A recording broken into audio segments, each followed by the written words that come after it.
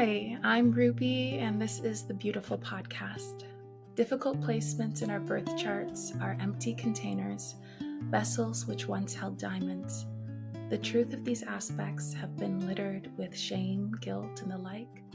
That's why, with the Beautiful Podcast, we seek to uncover the mysteries and hidden jewels that have remained buried for far too long.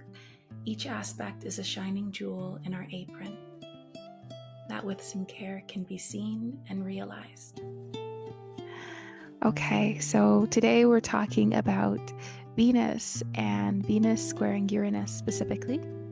Our goal is to chat about Venus from a space that's not as focused on romantic relationships, as romance can sometimes eclipse all the other beautiful significations of Venus. We're going to discuss Venus separate from those sort of relationships, more focused on the individual.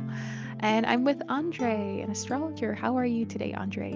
I'm doing well, Ruby. Thank you so much for having me. How are you doing? I'm good. I'm really happy that you're here and that we're going to have a really awesome conversation. Likewise. So, how does Venus's energies show up in your life? I think that aside from, as you said, we're going to focus on a less familiar side of Venus or less talked about side of Venus.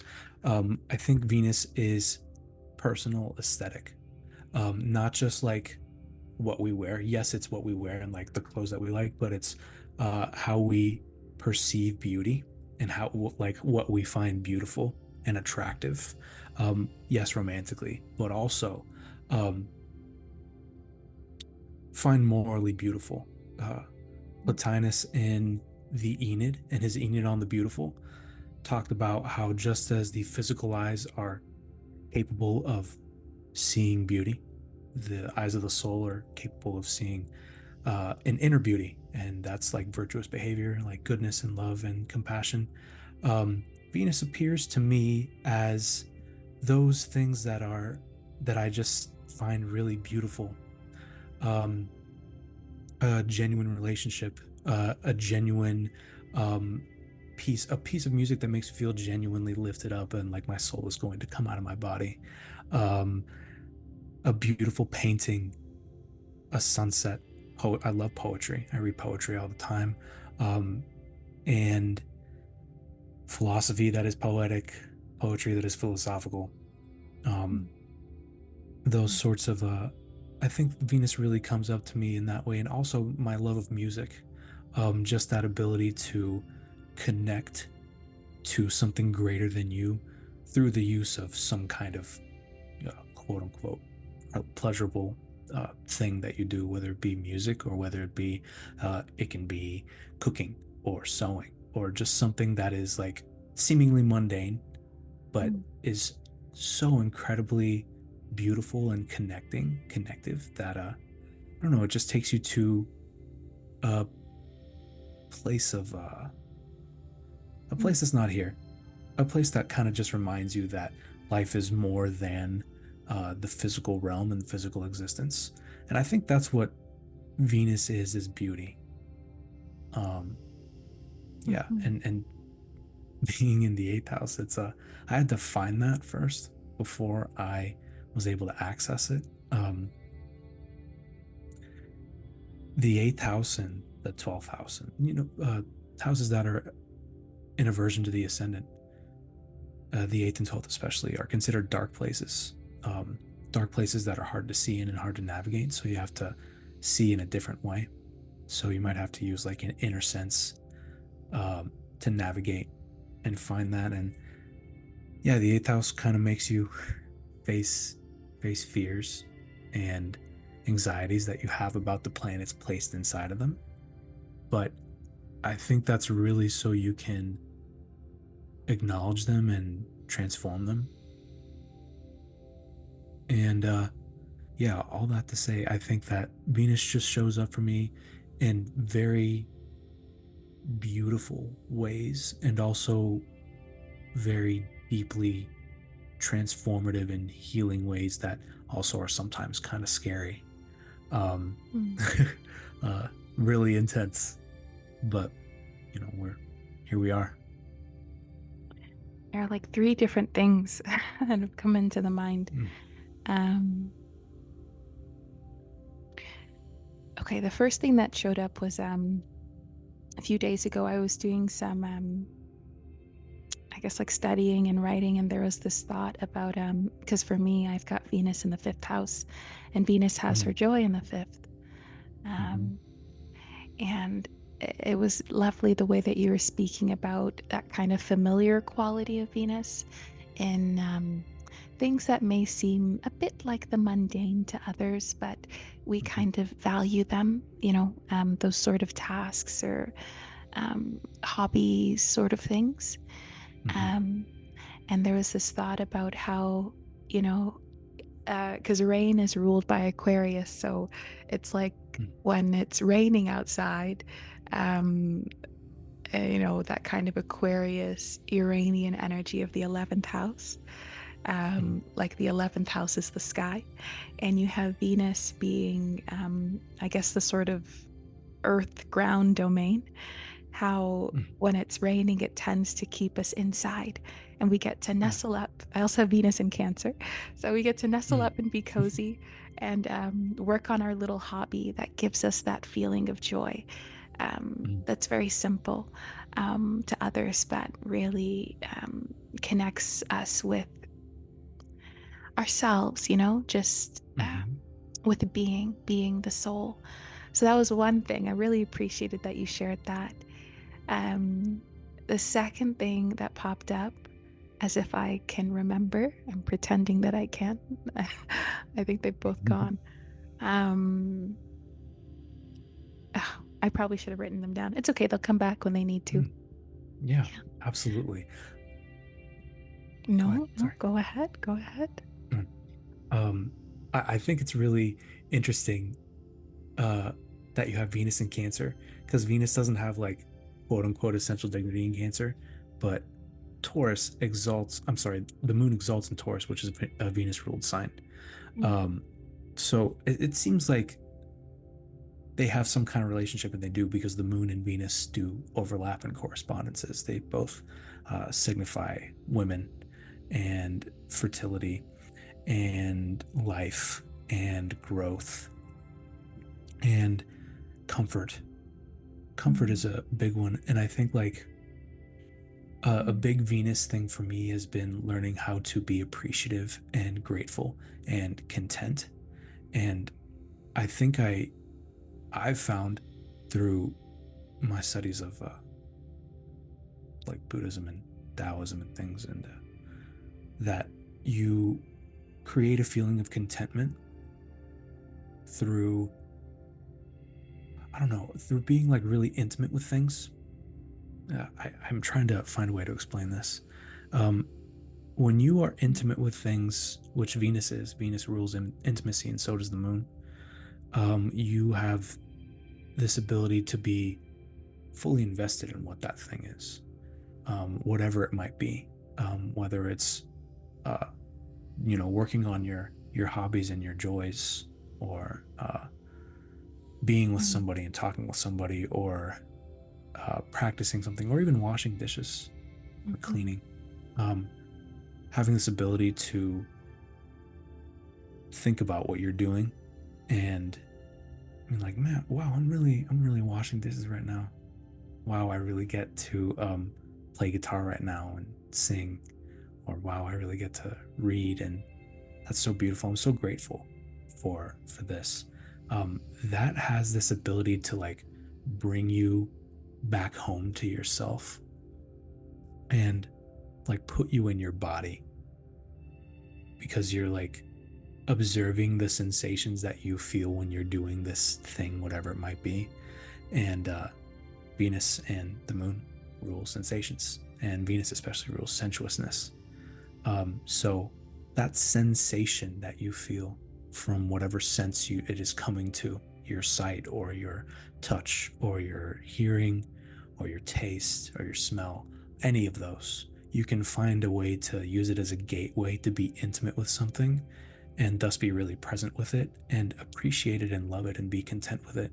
I think that's a huge Venus thing for me, is finding the contentment and appreciation in so many, everywhere, like just everywhere. And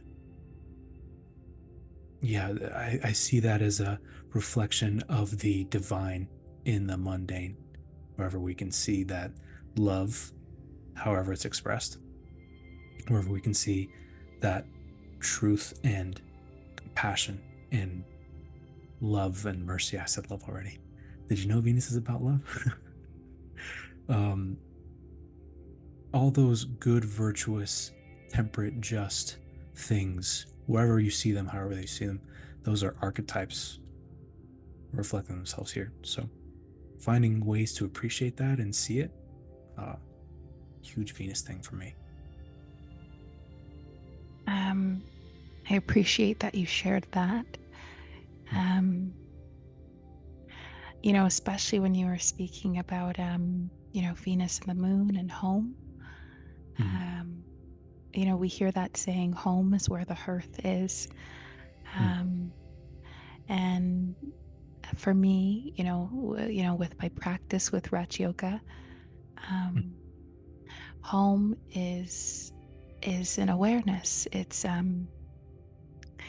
feeling of such deep um, awareness of the self, um, and it's experienced through, like what you're saying, intimacy with the self, the soul.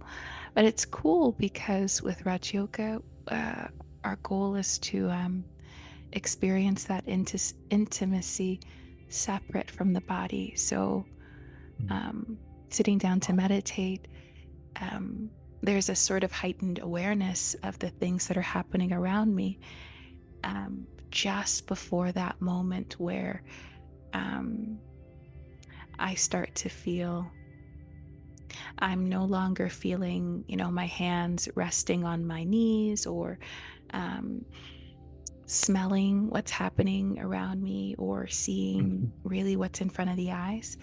It's like a feeling of being emerged and submerged in the space of feeling. So, feeling the self, the soul consciousness, um, and just feeling stable in that space. And then the goal is to carry that feeling um, with the soul. The soul, I'm a soul, carrying that feeling with me as I walk and move around, like what you said, doing the dishes. And so that feeling of home, it just stays with me because I'm stable and grounded in that experience. Um, and so, because, one prepares, right, for the episode. Uh, I was thinking about that interesting dichotomy where Venus and Taurus is all about what you said, like senses, sensuousness, sensuality. Um, and then Venus in Libra feels, air sign. It's much more separated from the body, experiencing, like what you were saying, those virtues, love, courage, determination, discipline, all the different virtues, adaptability, what have you. Um, and so it made me think of Raj Yoga meditation, I, the soul, experiencing that power of who I am and that giving me the energy to move through my day. But then that flows through the sense organs. It flows through my smile when I wave at someone because, like what you were saying, I'm feeling appreciation for what's happening, or flows through my hands as I do what I do at work, because I, the soul, am still connected to that feeling of home inside. Um, and then, home is where the hearth is. Hearth, fire, the soul, spiritual fire, spiritual light. So, I just love those sort of connectivities, right? Yeah, that's really beautiful.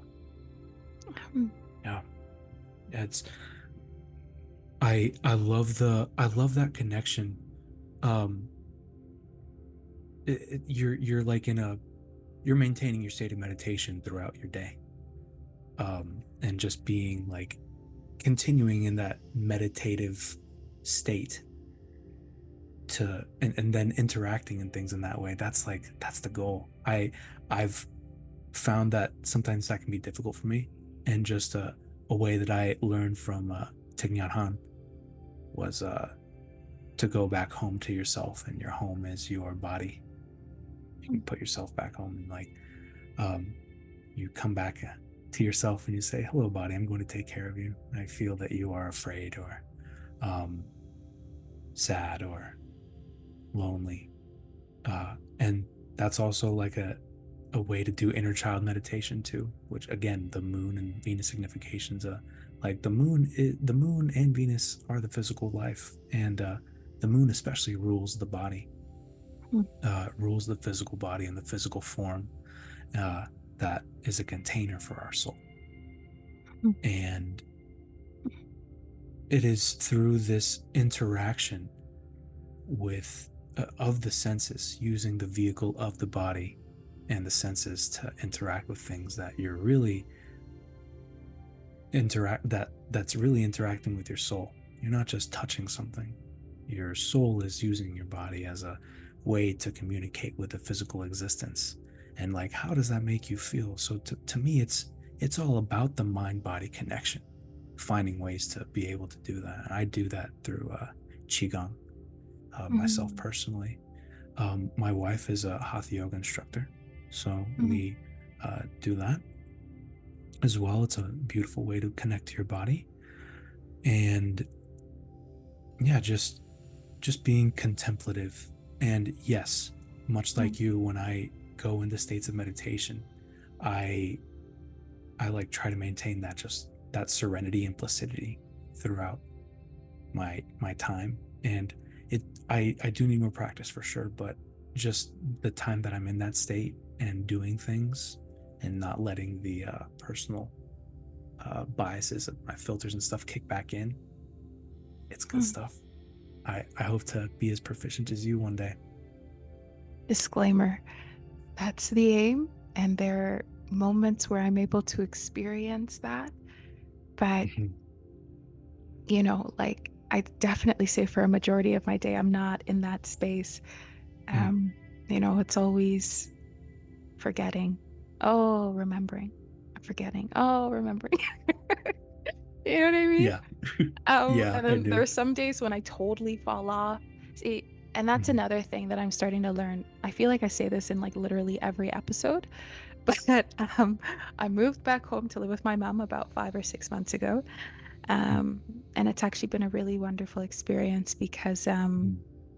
I've started to connect like feelings, like really asking myself, how do I feel? Because I didn't realize, but for a long time I'd been spiritually bypassing. When I first started my journey, it was such beautiful experiences that really empowered me. But that's always how it is, right? It's like remembering your childhood. There are those very sweet, innocent moments of childhood. But then as you grow up, you have to start to deal with your stuff, you know? Mhm. Um, and so, uh, for the middle portion of my practice, it's been so tumultuous and kind of wanting to run away, especially with that Pisces moon on the ascendant, running away Right. from the body, running away from the physical. And so I'm Mhm. really only now working on blending the two and really connecting with how do I feel? How do I feel in this body? But also practicing the soul consciousness aspect as well. Mhm. Um, oh man, this is so cool. I'm really enjoying this Mhm. conversation. Me too. So because like we're like 20 to, I think, actually, I'm not sure. I'm assuming 20 minutes in or so, we've got to flip over to this whole Venus square Uranus, Let's. right? Okay. Mhm. Okay, so when you think of Venus squaring Uranus, what comes to mind in terms of, I guess, your own personal experiences? And if you can share it in a way that other people who have this aspect, like will get it, will be able to relate with it? Yes. So I think that Venus square Uranus is like this.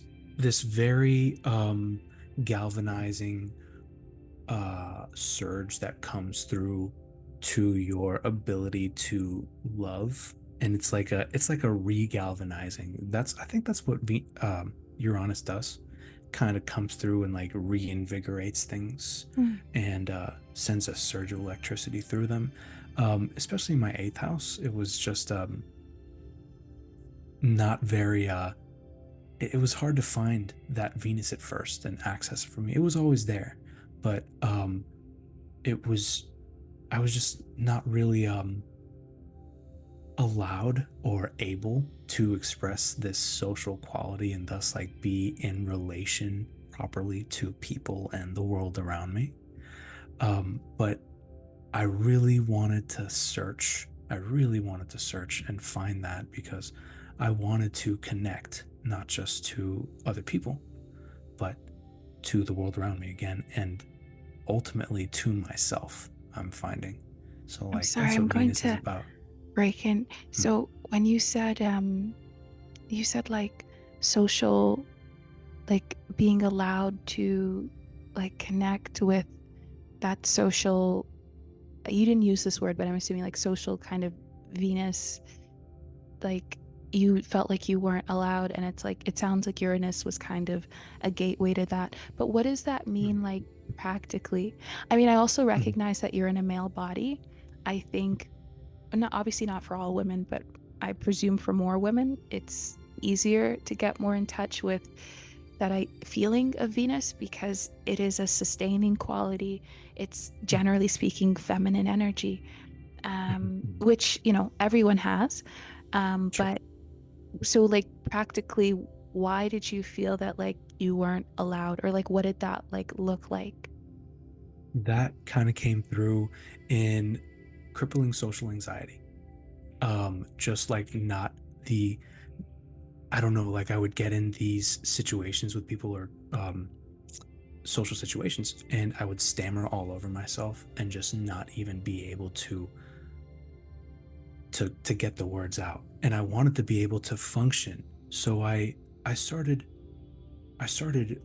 just reading more and just trying to be more articulate, trying to be more knowledgeable. I guess I just started using my air that I had and just growing my intelligence. And then Uranus kind of came through, and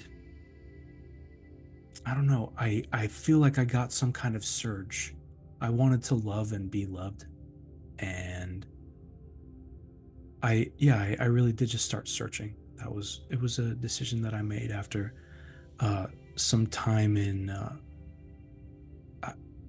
I, I was not really in a good place for a number of years as a teenager, and I don't know. I really can't say the exact moment that the switch flipped, but I remember just this ability came over me to want to insert myself into these situations and genuinely connect. So to do that, I was like, I had to learn how to talk. So I learned how to read. Maybe that was my Mercury and Libra there, co-present with my Venus, but um, yeah, it was maybe Uranus there was a bit destabilizing at first. My mind kind of felt like it was on fire a lot. Mm. Um, a lot of electricity just shooting through all the time. And I did have a lot of thoughts as I do now, but being able to directionalize them through Venus has been really helpful. So I hope that answers. If I'm not being clear, I want to be able to practically say like how. Yeah, did that answer your question? Uh, I think it I think it did more than answer my question. Huh. Um, it was such a lovely response, so much so that it's really making me think about. It feels like you have this quality where I guess it's your Libra moon. I'm presuming now. Um, you you really value connection, other Mm, humans, and presumably animals because of your Pisces stuff. Yeah, you mhm. said you want Yes. a dog, Mhm. or you're a guardian of a dog. But it seems like you have such a value for that and connection Mm, and putting other people ahead of yourself. Like you were saying, I want to love and be loved. Like, but that's what, like, as a young person, that's how you felt, mhm, which is just so lovely. Um, it- so, with this Venus squaring Uranus, when I think of Uranus, it is about the collective. mm, Um, but at the same time, you know, it's on that axis with Leo. And so it is also very much about the self, what the self mm, believes, that sort of, um, you know, if you're not being a revolutionary, you're being rebellious.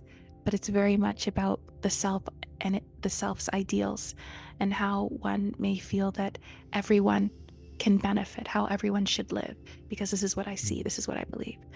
And so it's interesting getting that feeling about you in terms of how much you value relationship and connection on a very interpersonal level. Whereas Aquarius is so removed from that a lot of the mhm. times. And Yeah. so, yeah. It's so funny because like I have this need to, like, yes, to connect, and also I have Saturn in the first house. So I really enjoy solitude, but I remembered one day I was like, yeah, I enjoy being alone. But I also, like, when I have relationships or when I relate to something, I want it to be deeply meaningful. So I just started building that, and I think Uranus also came through and made my relationships kind of weird or eccentric, and just a little more like a little more out there, kind of on the fringe. I have a lot of really beautiful friends and relationships who are considered to be outcasts, who don't really abide by what is considered rational or logical. A lot of friends who are astrologers and tarot readers and into spirituality and these sorts of things that we're talking about now. So I think that Uranus somehow drew me to those circles, and now I have really deeply meaningful relationships with a lot of those people, those kinds of people. My wife also is a very out of the box thinker and does not take things at face value and prefers to, like, look at them. She's a Gemini sun and a Virgo rising and a Leo moon, and she she looks at things and she analyzes them and figures out how they work, and then um, likes to put them back together in a efficient way that's more new and more effective, if she can find a way. So I feel like that is a lot of what my relationships are. My my people just being iconoclastic in a way, just really standing out. They're all um, very unique individuals, but they've all come together in this sort of collective. This is myself and a group of like 15, 16 other people that are all just just truly beautiful. And yeah, I think that Uranus kind of brought that weirdness and that zest in there too, which I really appreciate. And it can seem kind of like it made my own personal aesthetic and desire, um how do I say, my sense of beauty and finding beautiful what might be eccentric or out there or kind of on the fringe. And I'm really thankful for that, because if I didn't really have that impulse to be different, not different so people would notice that I was different, but different because what was normal and what I was doing really wasn't working for me at the time. Um, I was raised Catholic, and for a time it was good, and I learned a lot, but I started having thoughts and questions that, you know, uh, I would ask priests and they would give me an answer that I didn't really think was satisfactory, or they wouldn't have an answer. And I would ask my mom, and I love my mother. She would try to answer, and she would then say, "Go talk to a priest," because she was like, we're Catholic. You might as well go talk to an authority figure in the church. And I was like, okay, cool. And I went to uh, Catholic school for a bit, and it was all good. But I just could not shake this feeling that I just did not. It was not filling me. The spiritual like philosophy and the belief systems and the thought structures.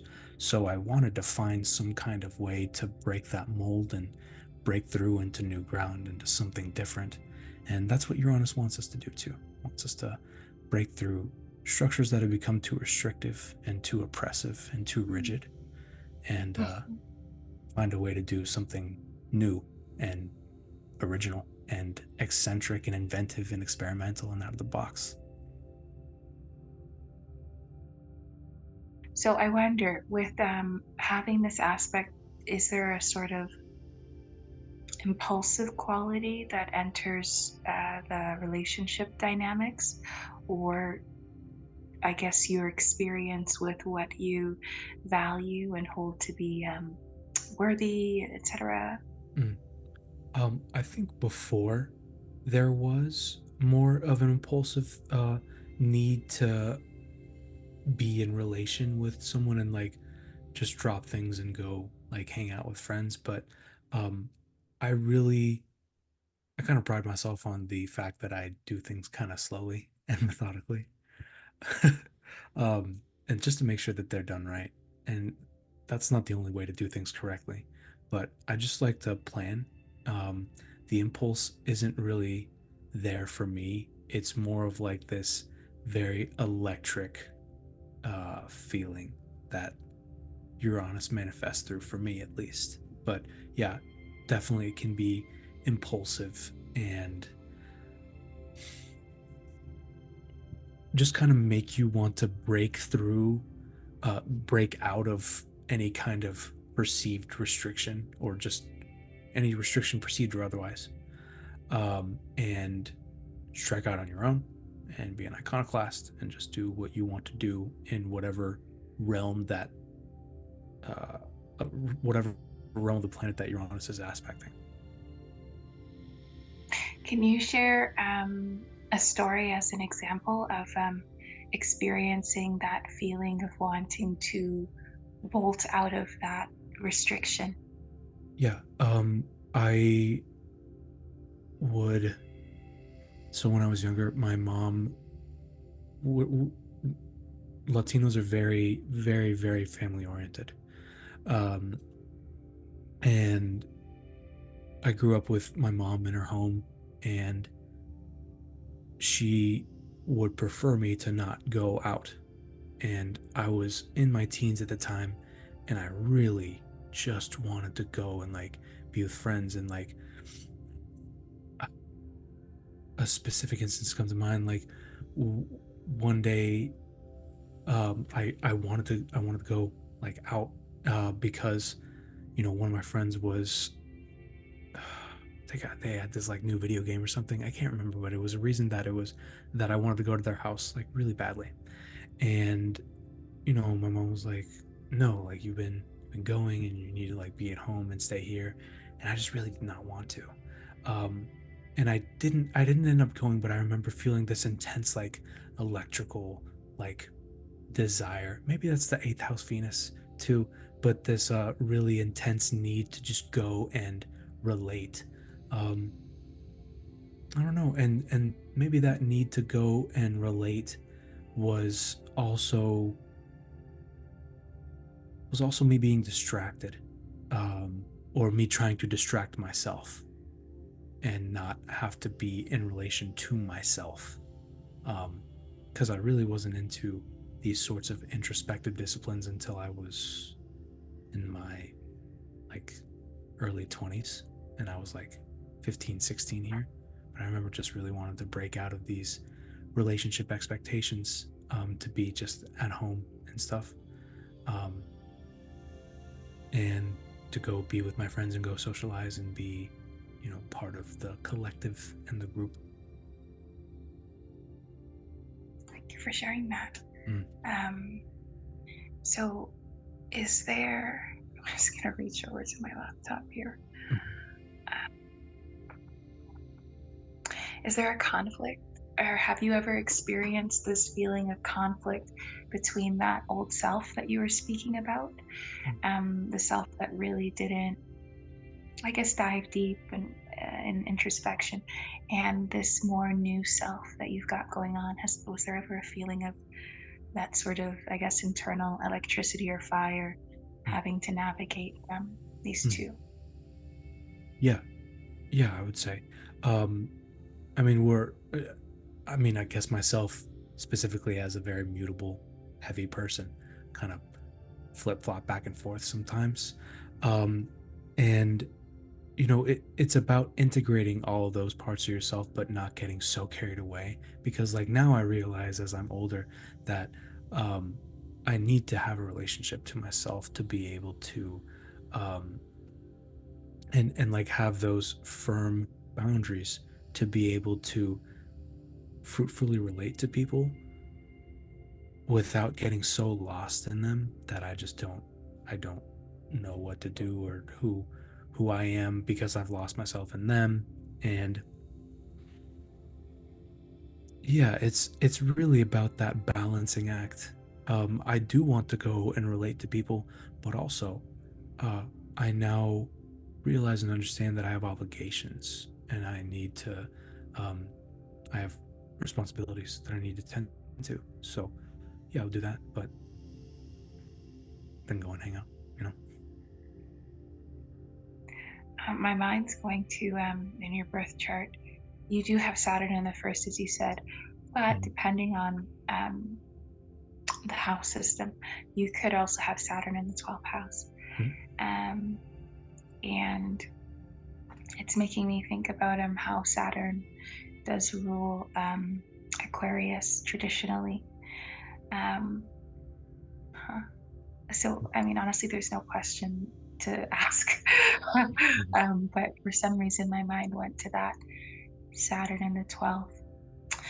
My meditation teacher, he's someone who's been practicing astrology for a really, really, really long time, like decades. And I remember he was telling me how having Saturn in the 12th is the sign of the spiritual teacher. And so it made me think about, maybe it's because you use that word discipline and boundaries. Um, I guess maybe now I'm asking what, uh, how Uranus and Aquarius energies have played into 12th house disciplines that have to do with your spirituality. You're interested in Buddhism, etc., and introspection. What sort of experiences have come from the Uranian side or Aquarian side? Um, Definitely the impulses to break out of the norm, I would say. Um, it's Buddhism is one of my interests for sure. It's one of my loves, but I am very broadly interested in comparative religious studies and the esoteric arts and the occult. Uh, that's a loaded word. I don't mean like I do like weird like blood sacrifice or something. I just mean that I study what is hidden and not readily perceived, as in on the in the outskirts of the perceptible and the normal, acceptable and rational. As are other words to say that is normal. I think Uranus has really helped me to not be not be embarrassed about being a little strange, especially in like how I come off to others. That was a big thing. Like I was nervous about how I would come off to others. I wanted to be, cool and collected, but I think Uranus has really helped me embrace that I'm kind of weird. Saturn too. Um, both of them, both of them have big significations like that. That's a whole nother video about Saturn and his significations. But um, Uranus has really helped me embrace that eccentricity and th- find, em- implement systems that are morally beautiful that might not be readily accepted, I think. Um, Taoism is a big one. Buddhism is a big one. Sufism, love Sufi poetry. Um, the Theosophy, Anthroposophy, the work of Manly P. Hall, Emanuel Swedenborg, ancient religious mystics, Hinduism, the Upanishads, the Bhagavad Gita. I just try to understand, and it's square. Uranus squaring my air sign stellium. I have really gotten my hands on some pretty eccentric knowledge, not like hard to attain, but just it's just kind of out there. So you kind of have to look for it a little bit, and then but it's there and you find it. And yeah, I think that's really what's helped me there. And then with the 12th house, I thought that meditation was like the weird thing, right?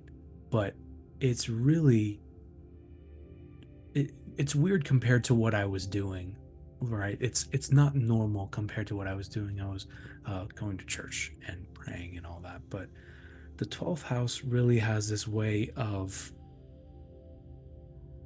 it's the joy of Saturn, and it makes you uh it is the house of self-sabotage and self-undoing and karma, really, and lessons and actions and consequences. It's a Saturnian house, so it's very isolating, and it makes you hit your head on these walls. The walls being the repeated patterns that you keep finding yourself in until you decide to do something different, and that's the Saturnian part. And search for something more, and there's Saturn. So you search along that wall until you find the threshold. Um, and in that threshold is a dweller, and you confront the dweller of the threshold there. The dweller of the threshold being your unconscious actions, your subconscious patterns, and how you need to really how you really need to meditate. I mean, 12th house. Whenever I see someone who has 12th house stuff, I'm like, hey, do you meditate? Do you find time to be still, um, and go to a place that's quiet and be in solitude? Not lonely, but just be alone. It's good for the soul to do. Um, I find that the best way for me is meditation. Some people prefer different methods, but um, it's that for sure. It's meditation, but it's also, I think, Saturn actually rules the esoteric arts. Uh, Ancient astrologers and magicians would make talismans dedicated to Saturn if you wanted to grow in proficiency in the occult and esoteric arts. So I feel I feel like Uranus really shot me out to like what's kind of out there, at least again compared to what I was doing before, as opposed to like the very um, in the box, safe and comfortable stuff that I was doing. And now I have bookshelves, thank God, full of beautiful forms of knowledge and ways of understanding the world that are very enriching and powerful and make you contemplative, which is another 12th house Saturn thing. So, yeah, I hope that answers that question. It does. What it feels like Uranus has become this fairy, to kind of I don't know, like a fairy that grants you like wishes, Mm-hmm. and it was unexpected, but Mm-hmm. and I guess fairy because of that feeling of lightness and mirth, and it's so unique and strange. I guess for you, right? Yeah. And this fairy comes along, this Uranian fairy, to totally shake everything up so that you could really experience the beauty, the joy of Saturn, uh, Mm. belonging to something so different and unique and special. Um, yeah, that was very, very lovely.